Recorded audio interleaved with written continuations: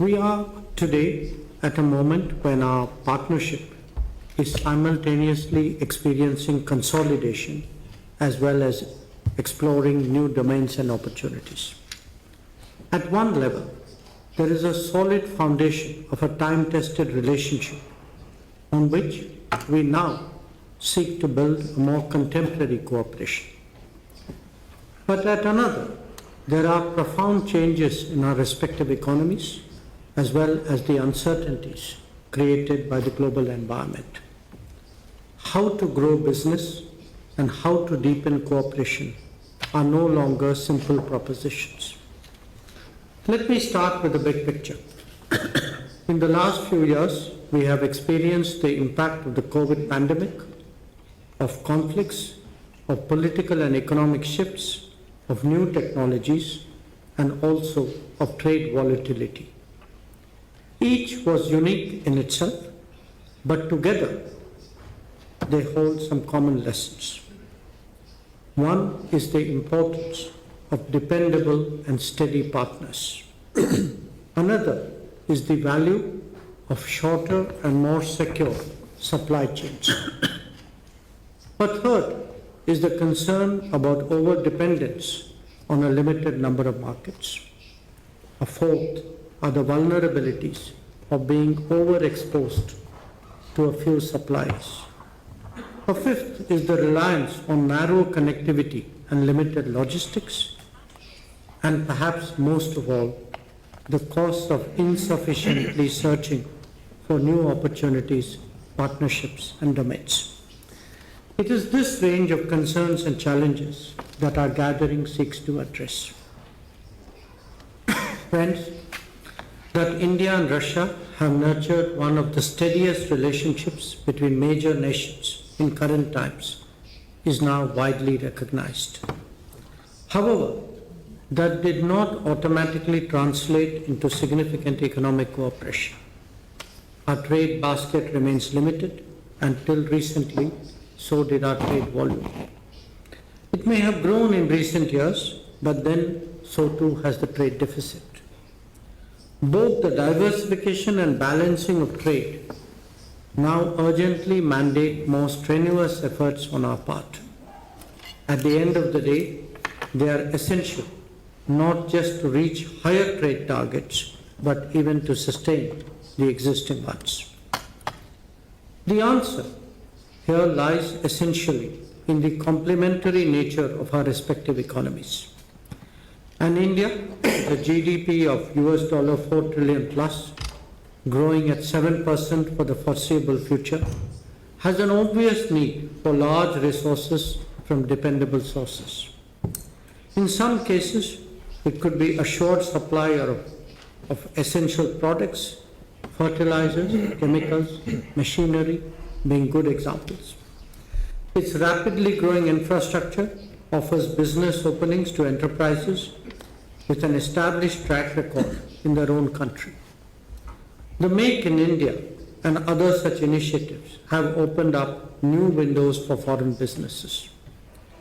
The modernization and urbanization of India generate their own demands flowing from shifts in consumption and lifestyle. Each of these dimensions represent an invitation for Russian companies to engage more intensively with their Indian counterparts. Our endeavor is to encourage them to rise to that challenge. Let us now look at the mirror image. India is increasingly a quality producer of goods on a large scale. This can ensure an affordability and accessibility visible in fields like healthcare. The competitiveness of Indian economy is today in display in so many other domains as well. It extends from engineering and construction materials to electronics, auto components, and fashion products. When it comes to food and agriculture, we both have our particular strengths. Another area that has considerable potential is the mobility of skilled manpower. Today, we must think in terms of a global workplace and the optimization of talent. As it is reasonably evident, there is much that India and Russia can do for each other in promoting growth and accelerating development. What we seek to do as governments is to provide the guidance and create conditions for economic activities to take place. Clearly, much centers around trade, but there is growing willingness to contemplate more investments, joint ventures, and other forms of collaboration.